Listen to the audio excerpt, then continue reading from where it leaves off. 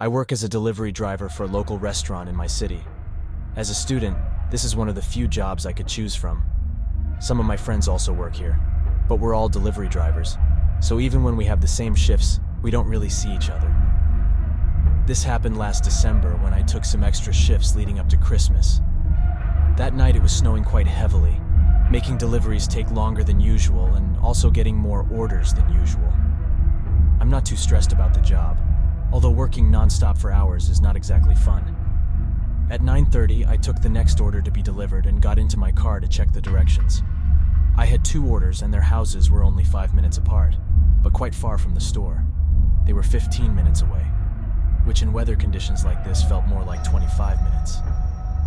The first part of the journey went normally, but then it led me to a part of town rarely visited. The houses here were older, and most of the shops in the area had already closed.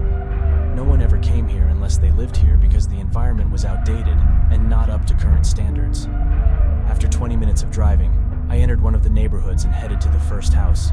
The street was very quiet, no cars parked on the side, and most houses seemed empty. Upon reaching the first address, I parked on the side of the road and walked to the front door. A friendly old man opened the door and paid for the pizza. I then returned and set the directions for the next house.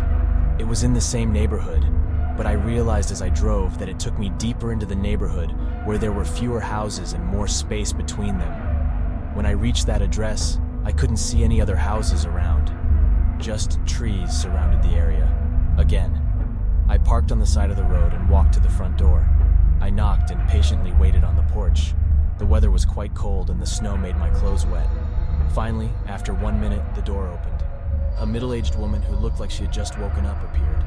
Her hair was messy, and her eyes looked tired and emotionless. "I have an order for 2 pizzas," I said, handing her the boxes and providing the total payment.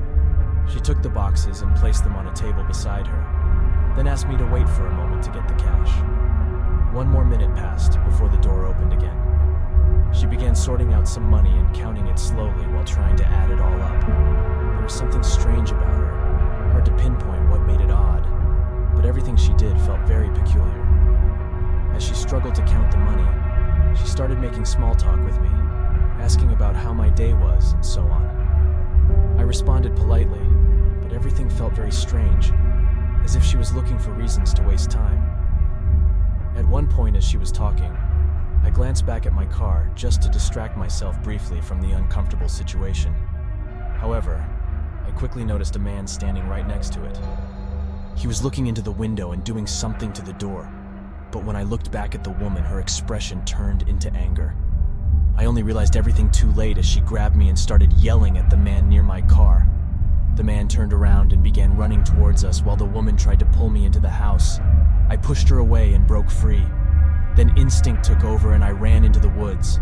I could hear the heavy steps of the man crushing through the snow behind me, all the way through the forest until eventually they started fading.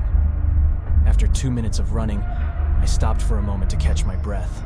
Luckily, the moon illuminated the forest enough for me to navigate back to one of the roads in the neighborhood. I know, and after waiting for 10 minutes in the cold, an officer arrived. Another patrol went to the house and found the man outside attempting to break into my car to avoid things escalating. Their motive might have been that the couple ran out of money and turned to robbing my car. The whole charade was just to allow the man to rob my car without me ever knowing. But because I saw what he was doing, it's unclear what they would have done next. Maybe they would have just let me go, but clearly I would report them, so it seems unlikely they would have done that. I'm just grateful I managed to escape without injury and be the first victim they tried before getting caught, and who knows what they might have done to someone.